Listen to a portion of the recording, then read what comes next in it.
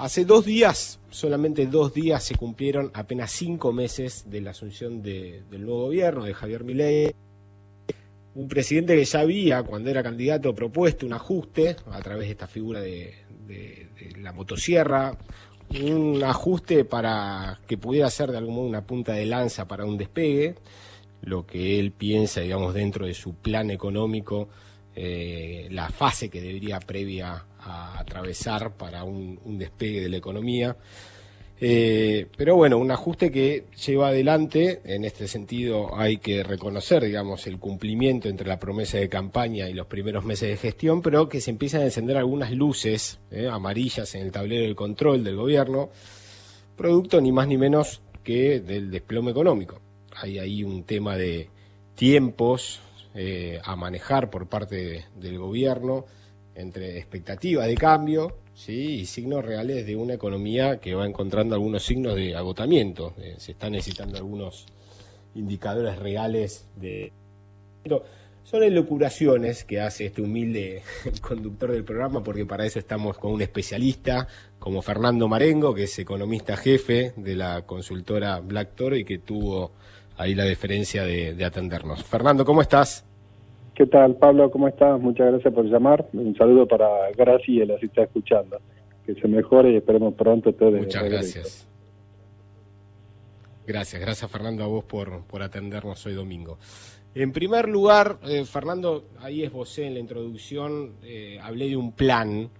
Estamos, digamos, frente a un plan del gobierno, hay diferencias, podríamos hablar de un modelo. ¿Cómo observás estos primeros meses de gestión?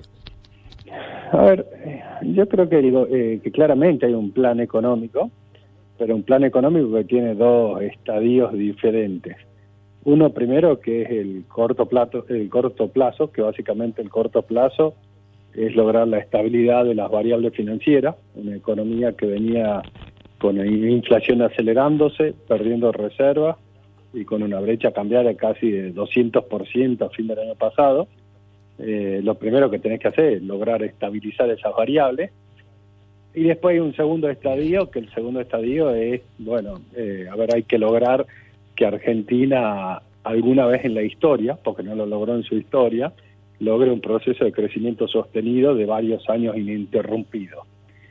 Claramente, el foco hoy en lo que se está haciendo en el programa de estabilización, donde, para mi gusto, correctamente, el gobierno plantea lo que llamó el primer día 2 anclas.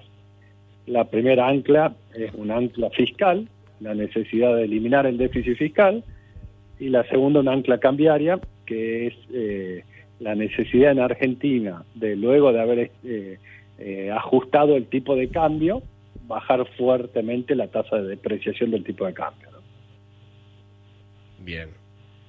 En ese sentido, Fernando, estamos hablando del qué, de algún modo. Ahora el cómo se está logrando esas metas poco a poco. ¿Vos estás de acuerdo? ¿Crees que hay algún riesgo? A ver, lo primero, el cómo, vamos a las 2 anclas. Del ajuste fiscal hay solo 2 formas: o subir los ingresos o bajar los gastos. Sí. No hay otra forma de lograr el ajuste fiscal. Cuando vos decidís aumentar los ingresos, básicamente es subir impuestos. Lo hiciste fundamentalmente con el impuesto país y todo el afectado se queja.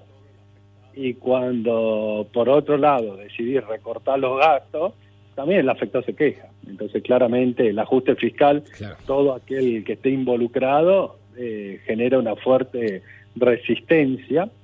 Cuando uno ve dentro del ajuste de gasto, en la discusión esta de licuadora contra motosierra, claramente hay una parte de licuadora, fundamentalmente relacionado con las jubilaciones, donde puntualmente en el tema de jubilaciones, digamos, el gobierno lo que hizo fue implementar la fórmula vigente de acuerdo a la ley de movilidad previsional, y creo que la usó a ese retraso que te generaba las jubilaciones para negociar una nueva fórmula.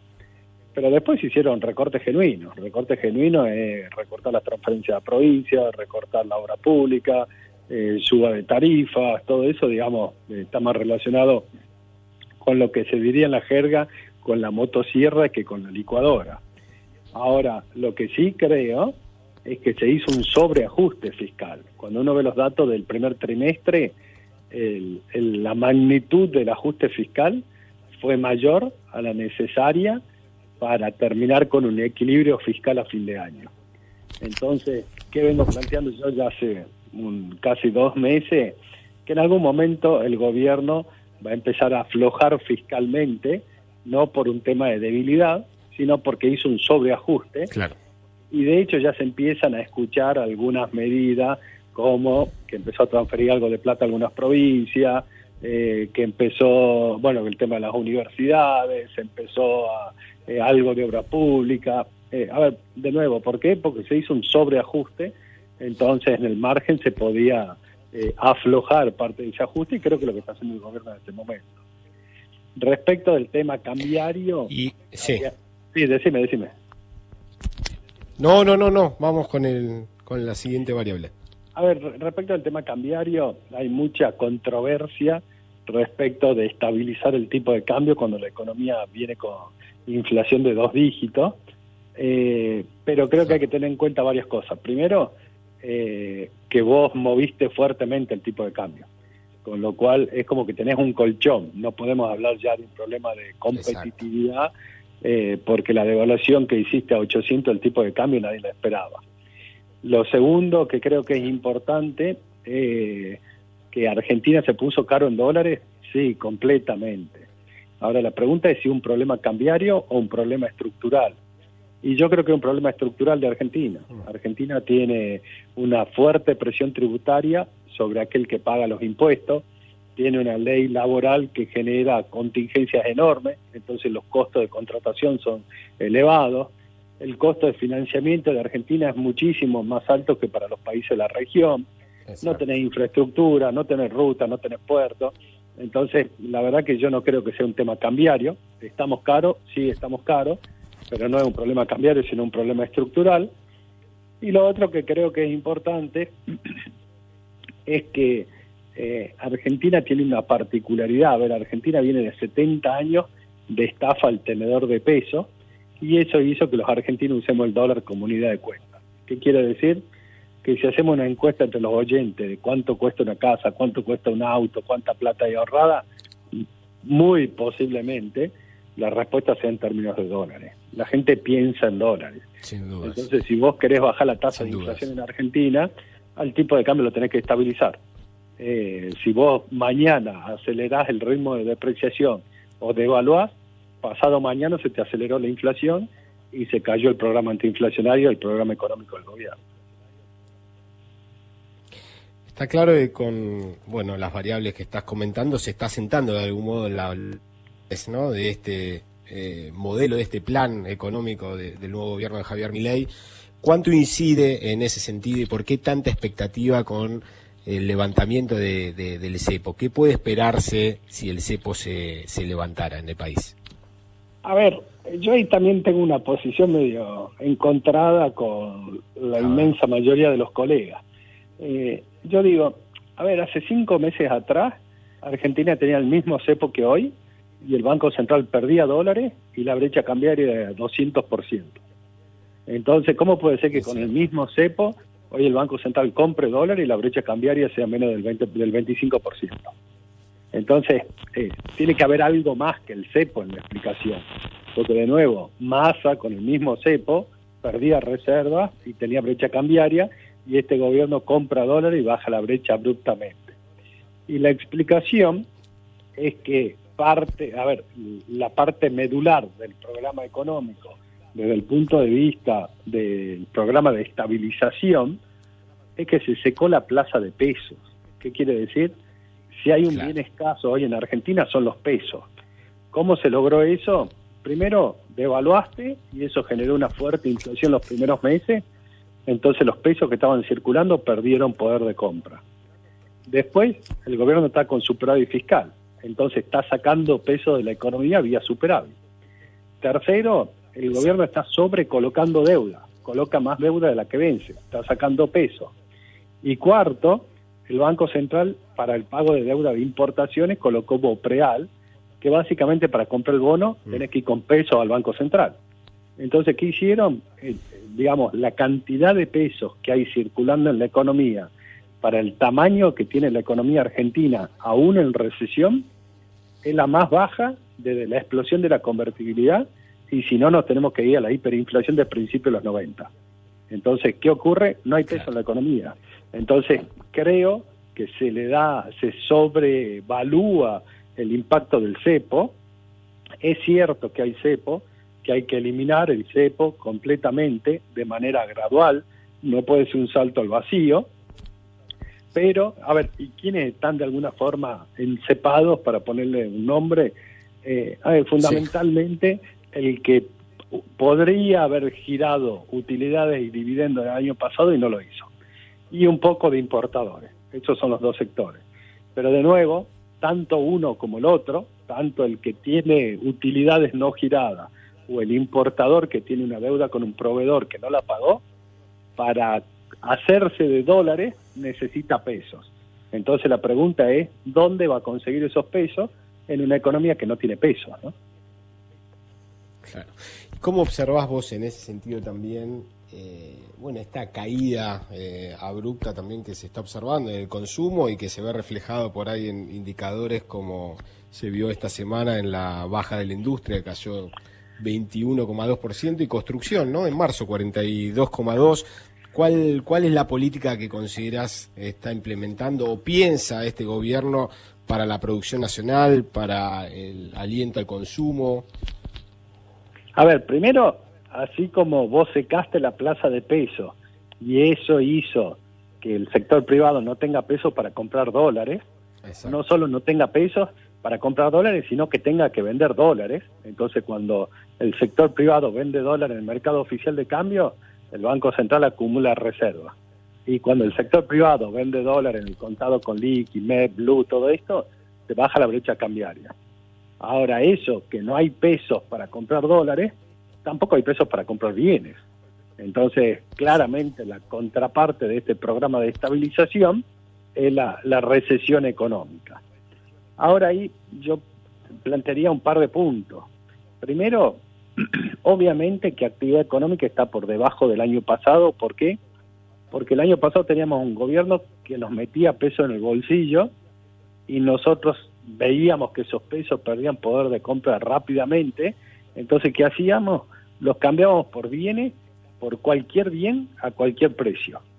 Entonces, justamente esa dinámica te generaba un poco de actividad económica. Entonces, estás comparando este año que no hay pesos contra el año pasado que había pesos excedentes que la gente se los sacaba de encima a cualquier precio. Entonces, obviamente vamos a estar por abajo del año pasado, pero el año pasado no era una situación el nivel de consumo no era normal. Estaba empujado por esa aversión al peso, digamos, por la repulsión al peso. Lo segundo que creo que hay que tener presente es que en esa dinámica el año pasado también hubo sobreestoqueo. ¿Qué quiere decir? Que no solamente compraba lo que necesitaba, sino compraba mucho más, porque lo que quería es no irme a dormir con peso en el bolsillo. Entonces, exacto, ¿qué hiciste? Parte del consumo de este año se está abasteciendo no con producción, que es actividad económica, sino con lo que tengo estoqueado del año pasado. Y lo tercero, que creo que es importante, es que dado que mes a mes contra el año pasado vamos a ir viendo caída de actividad económica, lo más relevante no es comparar contra el año pasado, sino contra el mes anterior. ¿Qué pasó? Marzo contra febrero, febrero contra enero, enero contra diciembre. Y ahí yo te diría, si bien todavía no hay datos oficiales, yo creo que lo peor ya pasó, que fue el mes de marzo. Yo creo que a partir de abril... ¿Vos considerás que marzo fue el peor mes? Yo creo que abril va a ser mejor que marzo, pero va a seguir siendo peor que abril del año pasado. Pero es importante que sea mejor que marzo, porque eso querría decir que tocaste fondo. Y cuando uno dice, pero ¿en qué te basás para plantear eso? Más allá de lo que uno habla con sus clientes, digamos, con el sector privado, con la empresa productora, yo te diría que hay tres cosas que te ayudan a pensar eso. Primero, es el momento que empieza a entrar una producción agropecuaria con un rinde promedio, claro, y vamos a comparar contra el año pasado que hacía una sequía espantosa. Entonces el volumen de producción va a ser 50% más grande. Entonces eso quiere decir que hay más actividad en el agro y en los sectores vinculados. Lo segundo, que ya se empieza a hablar y en los medios empezó a aparecer, es que cuando uno hacía la dinámica de este año, uno decía, en algún momento van a empezar a crecer de nuevo los depósitos. Y cuando crezcan los depósitos, los bancos van a empezar a tener capacidad prestable. Y siempre esa capacidad prestable se la prestaban al gobierno. Pero ahora el gobierno no tiene déficit. Entonces el gobierno no necesita esa capacidad prestable. Entonces la pregunta era, ¿y a quién se la van a prestar? Y le tiene que prestar al sector privado. Entonces, ¿qué es lo que se empieza a ver? Más allá de estas ofertas de crédito hipotecario, uno habla con empresas y las empresas te dicen, tengo 3 bancos por día que me están llamando, ofreciendo plata, pero en realidad yo creo que eso va a empezar a pasar más entrado el año, en la medida que baje más la inflación y baje más la tasa de interés, lo que va a empezar a ocurrir es que te baja el costo de la cuota. Y cuando te baja el costo de la cuota, hace que más gente pueda tomar un crédito bancario. ¿Para qué? Para cambiar la heladera, cambiar el auto, comprarme una moto, lo que fuere. Entonces eso que te empieza a generar reactivación. Y lo tercero, que es una incógnita, es que Argentina todavía está muy barata el precio de los bonos, las acciones, de las empresas, de las propiedades, está todo muy barato respecto a los países de la región. Entonces, si vos cambiás un poco las expectativas sobre el país y a eso le sumás un blanqueo impositivo, podés tener ingresos de capitales. Entonces ese sería el tercer factor que te ayudaría a que haya una recuperación de actividad económica. Claro, estaba pensando justamente en ese sentido, ¿no? La importancia del cambio de expectativas para la toma de decisiones, ¿no? Los que deciden finalmente si invertir, si no. Vos recién nombraste y estás al frente de una consultora. Seguramente, aparte de los clientes locales, tenés clientes a nivel... ¿Cómo están viviendo este fenómeno de la Argentina, de Javier Milei, digamos, al frente de la Argentina? Y por otro lado, ¿qué observás, digamos, en cuanto a la importancia de que haya, digamos, un sostén desde lo político, ¿no? Desde la sostenibilidad del cambio en cuanto a la aprobación, bueno, de estas leyes que están ahora justamente en el Senado? A ver, lo primero, que cuando uno piensa en actividad económica, a ver, Argentina lleva como 8 meses consecutivos de caída de actividad económica. Y eso quiere decir que las empresas están produciendo menos que su capacidad de producción. Tienen capacidad ociosa. Entonces, lo primero es, hoy Argentina necesita inversión, y yo te diría, hoy no necesita inversión. Hoy lo que se necesita es que se recomponga el consumo, la demanda.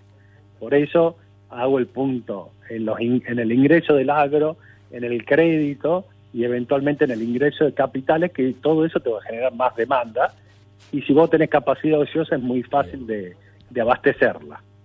Ahora, si uno piensa que el desafío de Argentina es bajar la pobreza, y la única forma de bajar la pobreza es crecer 20 años seguidos a un ritmo constante, digamos 4%, y la única forma de lograr eso es con inversión, es clave qué va a pasar con la inversión.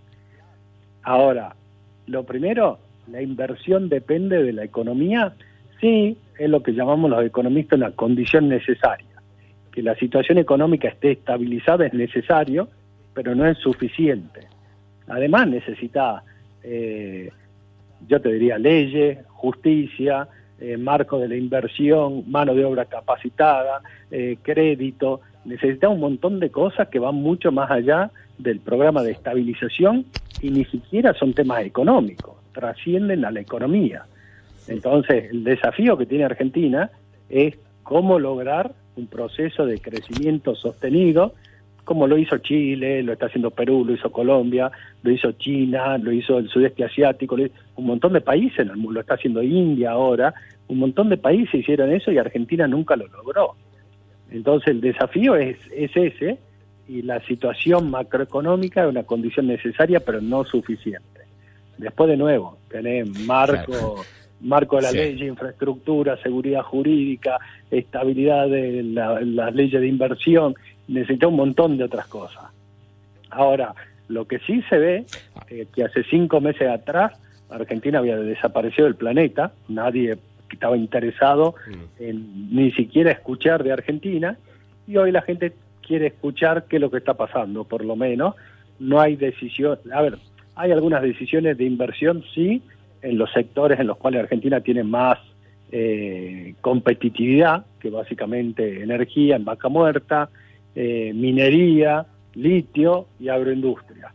En esos sectores yo diría que es donde más se consulta, hay inversiones, pero claramente lo que se necesita es multiplicar esas inversiones, porque estamos lejos del potencial que tiene el país, y de nuevo necesitamos que acompañen una serie de cosas que van mucho más allá de la economía. ¿Y cuál es tu posición en ese sentido con este tratamiento que está teniendo en el Senado el proyecto de esta ley de la RIGI, ¿no? De grandes capitales, grandes inversiones? A ver, empecemos al revés. A mí me parece casi obsceno que Argentina esté sentado sobre grandes yacimientos de energía, minero, litio, lo que sea, y tengamos en el país más del 50% de la población en situación de pobreza. Claro. Entonces, me parece que ponernos muy estricto en el color de la inversión y quién invierte y quién no invierte, y a vos te dejo y a vos no te dejo, cuando tenemos más del 50% de una situación de pobreza, la verdad que me parece hasta de alguna forma impúdico, digamos, me parece una locura.